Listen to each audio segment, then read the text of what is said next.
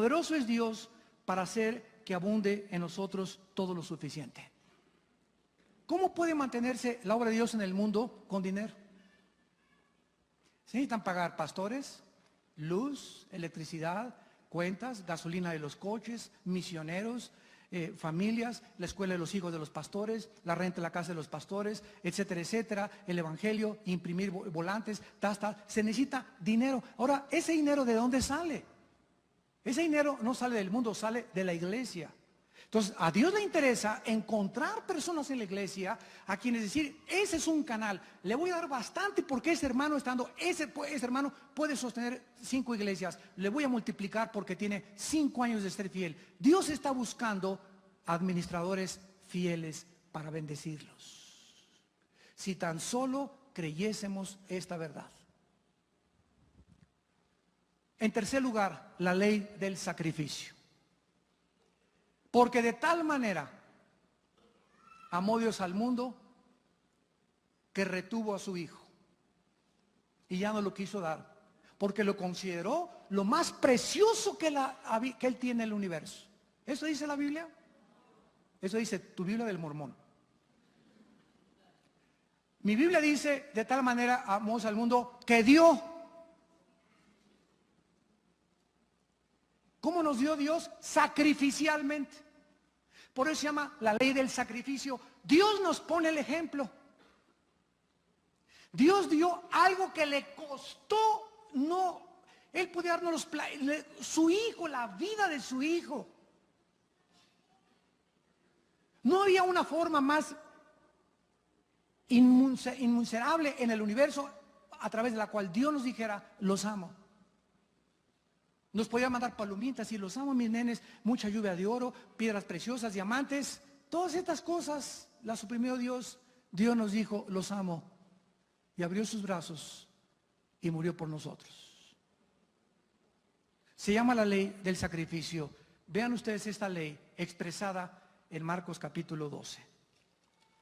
En Marcos capítulo 12 vemos nosotros que en una ocasión el Señor Jesús estaba sentado enfrente del arca donde depositaban los diezmos o las ofrendas, donde los judíos echaban las ofrendas en el templo. Y observando a 2 personas, así como Dios, cada vez que se pasa la charola, Dios sabe y te ve cuánto echas. Y si lo que estás echando es sacrificialmente o lo que, como cuando éramos religiosos, ¿verdad? Cuando éramos religiosos se llamaba limosnas. La limosna. 3, 4 benditos ahí, vale. Que les vaya bien, Dios los bendiga.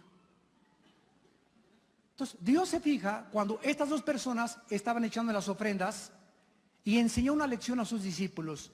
Marcos 12, versículo 41 al 44. Estando Jesús sentado delante del arca de la ofrenda, miraba cómo el pueblo echaba dinero en el arca. Y muchos ricos echaban mucho. ¡Wow! ¡Miau! Y vino una viuda pobre y echó 2 blancas, o sea, un cuadrante, o sea, es 3 veces el salario mínimo de aquel tiempo. Entonces Jesús, llamando a sus discípulos, les dijo, de cierto les digo que esta viuda pobre echó más que todos los que han echado en el arca, porque todos han echado lo que les sobra. Qué fácil es dar lo que nos sobra. Ándele las migajas que se las coman los perros. La limosna, lo que me sobra. Pues hay 2 que digan que les fue bien. Qué fácil es hacer eso. Y qué triste es cuando creas que le estás dando a los hombres, cuando lo que le estás haciendo es a Dios, porque es Dios el que está mirando tu corazón. Pero esta pobre echó todo lo que tenía, todo su sustento. Se llama la ley del sacrificio. Estas son las matemáticas del cielo, queridos hermanos, porque Dios estima nuestras ofrendas no por la cantidad que le damos, sino por el sacrificio y el amor con que lo hacemos. el sacrificio y el amor con que lo hacemos. En el Antiguo Testamento Dios le dijo a Elías: Elías, no te voy a mandar al Holiday Inn, no te voy a mandar una limusín que te recoge en el aeropuerto, ni siquiera te voy a mandar un hotel de una sola estrella. Te voy a mandar a un pueblo que es el más pobre de los pueblos. Y cuando llegues al pueblo, la mayor parte de estas gentes son viudas, todavía para acabarla de amolar. Viudas pobres, que no tenían sustento de ninguna manera más que lo recogían en el campo. Y vas a ir con una viuda y le vas a pedir de comer.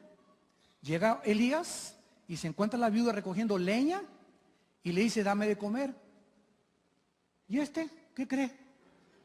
¿Por qué no está viendo que no tengo ni siquiera chamaquito que tengo ni para de comer? ¿Eso dijo la viuda de Sarepta? No, ¿verdad? ¿Cómo no? Yo sé que eres un profeta de Dios, acompáñeme. Lo llevó a su casa la viuda. Y en su casa la viuda tenía una pintita de aceite y tenía una pintita de harina para hacer solamente en ese día una tortilla. Una tortilla. Y ella hace la única tortilla sin preguntarle nada, y tenía un hijo aparte. Y hace la tortilla y la parte a la mitad. Y le dice a Elías: cómete la mitad.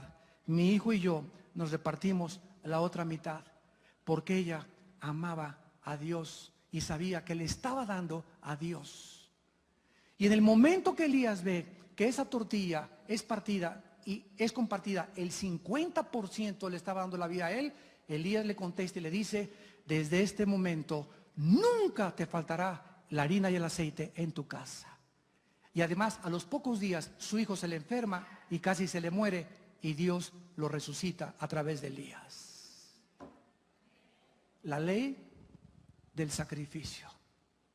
No damos lo que nos sobra, damos aquello que nosotros le debemos dar a Dios. Cuanto más sacrificio, más agradecido Dios está con nuestras ofrendas. En cuarto lugar, la ley de la motivación. Lucas 6, versículo 35. La ley de la motivación. Dice así la palabra de Dios. Lucas 6, versículo 35. Amad a vuestros enemigos, haced bien, prestad, no esperando de ello nada. Y será vuestro galardón grande y seréis hijos del Altísimo, porque Él es benigno para con los malos y con los buenos, los ingratos y los malos. Prestad no esperando nada. Aquí Jesús está resaltando el motivo que se encuentra detrás de lo que le damos. El por qué doy es más importante de lo que doy. ¿Con qué motivo estoy dándole eso a Dios? ¿Estoy esperando recibir? ¿Lo estoy dando porque tú me prometiste una cosecha, Señor, Tú me prometiste que mi esposo iba a regresar. Tú me prometiste que ibas a traerme sanidad. ¿Sabes una cosa? Te doy, Señor, porque moriste por mí en la cruz. Y aunque después de tu muerte no me hubieras nunca dado nada, lo que hiciste en la cruz fue suficiente para vivir agradecido por ti. La ley de la motivación. Es mucho mejor ser generoso que ser avaricioso, porque más bienaventurado es dar que recibir. Si damos porque esperamos recibir, no vamos a recibir. Esto es negociar. Dios no hace negocios ni comercio con nadie.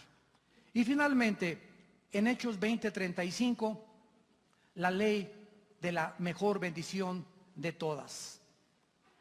Hechos 20, versículo 35, dice la Biblia, y lo leímos anteriormente: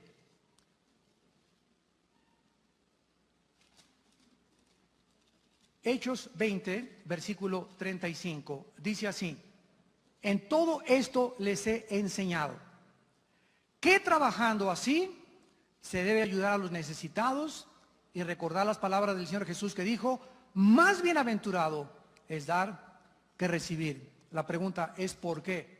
¿Por qué es más el que da que el que recibe? Porque la persona que da recibirá mucho más de Dios. Y la que recibe ya recibió lo que tenía que recibir, ya no hay más que se le pueda dar. Recordemos esto, lo que gasté, lo tenía.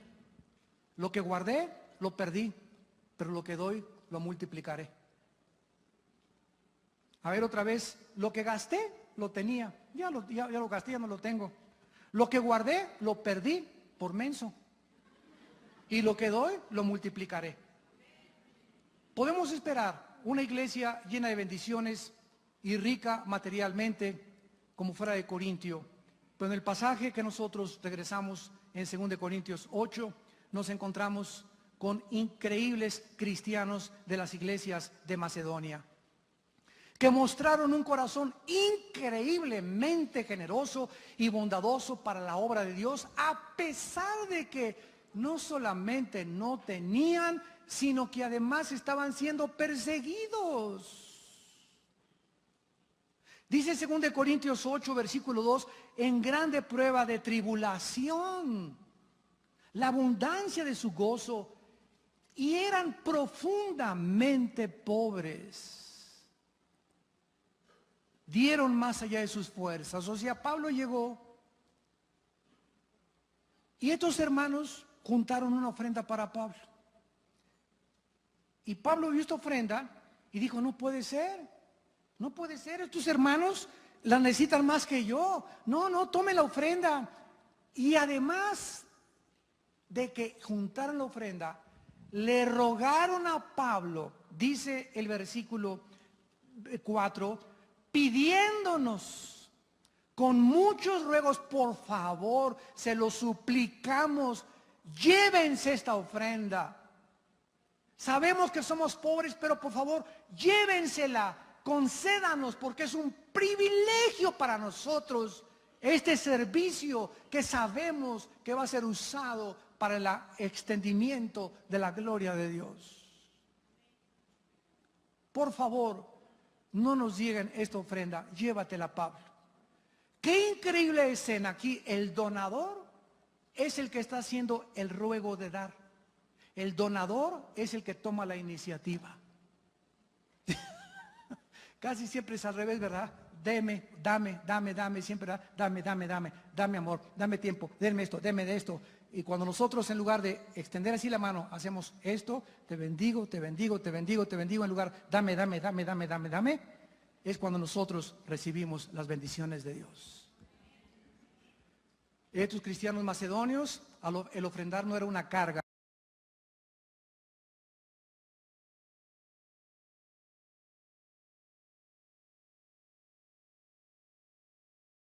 Estos cristianos daban sin esperar recibir, daban por amor de Dios. Finalmente, la estrategia de Satanás. Satanás sabe que el dinero es parte esencial de la obra de Dios. Él lo sabe, el diablo. El dinero es parte esencial de la obra de Dios, y no nos sorprende que el diablo vaya a hacer todo lo posible para prevenir que sea usado para la gloria de Dios. Y sus estrategias son tres principalmente que he descubierto yo en la Biblia. La primera es convencernos en gastar en cosas superfluas que no necesitamos, en lugar de dar a la obra de Dios. En segundo lugar, nos va a convencer que invirtamos mejor en el banco. Y que con esto no quiero que malentiendan, no es malo tener ahorros, no es malo tener una cuenta en el banco, es malo cuando crees que ahí está tu socorro. Es malo cuando crees que si estás en el banco me siento seguro. Mientras tenga 2 millones, 5 millones en el banco, ya me siento seguro, ya puedo morir en paz, ya puedo morir, mi vejez está asegurada. Y cuando tú piensas de esa manera, has hecho del dinero en el banco un ídolo. Entonces, Satanás nos va a convencer. Ahorita el dólar cayó, el euro está por caer. Vamos a comprar oro, vamos a comprar metales, petrobonos, etcétera, etcétera, en lugar de invertirlos donde el orín y la polilla no corrompen. En este tiempo de inestabilidad económica, ¿dónde puedes invertir mejor? En el reino de Dios. Cada peso que tú inviertas en el reino de Dios, jamás Dios te lo podrá devolver como lo entregaste, te lo va a multiplicar. ¿Y quieres asegurar tu futuro? ¿Quieres asegurar tu vejez? Vive para los demás y dale a Dios. Porque Dios no te va a dar lo que tú no has dado a los seres humanos, a su obra y el amor que Dios te pide que tengas para los santos. Y en tercer lugar, Satanás nos va a poner dudas de la bondad y la generosidad de Dios. ¿De veras te va a alcanzar el dinero si le das a Dios? ¿De veras con ese aguinaldo? No, si con tu aguinaldo ya habías hecho cuentas. Y habías hecho cuentas que el aguinaldo, el 100% es para la cena de Navidad.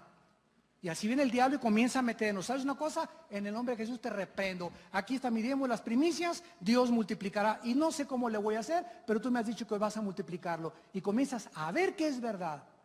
Y comienzas a ser motivado porque has comprobado que estas palabras son fieles y verdaderas. Gracias por tu palabra en esta tarde, Señor.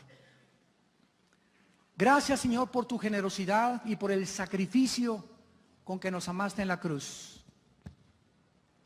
Gracias por la sangre derramada de tu Hijo Jesús. Te damos gracias, Señor, porque estamos a punto de terminar un año más. Y lo que recojamos en este año y el año que entra, mucho dependerá de lo que hemos sembrado. El amor que recibamos el año que entra, las bendiciones materiales que recibamos, el tiempo que tengamos para tu obra y para vivir para ti, dependerá si hemos sido administradores fieles en este año. Y si alguna persona en esta tarde no ha sido ese administrador que Dios anhela que tú seas, pídele perdón en este instante. Restituye a Dios dentro de tus posibilidades lo que le has robado. Ponte a cuentas con Dios. Venid, dice el Señor, y si tus pecados fueren como el carbón, como blanca lana vendrán a ser. Probadme, dice Dios, pruébame, pruébame. Y nunca nos manda Dios en la Biblia que lo probemos en nada más que en los diezmos. Pruébenme y verán que abriré las ventanas de los cielos para multiplicarlos. Yo anhelo que tú tengas una familia feliz, que siempre te alcance para todos tus gastos. Y no solamente te quiero dar para que te alcance, quiero que te dé de más. Quiero darte mucho más todavía para que tú des y bendigas mi obra. Y mi palabra corra por todo el globo terráqueo. Y el nombre y la justicia de Cristo sean anunciadas por personas como tú, generosas, que han creído las promesas de mi palabra. Padre, te damos gracias por tu fidelidad, por el inmenso y eterno amor que nos has dado en la cruz y por la sangre de Cristo que nos limpia de todo pecado. En el nombre de Jesús. Amén.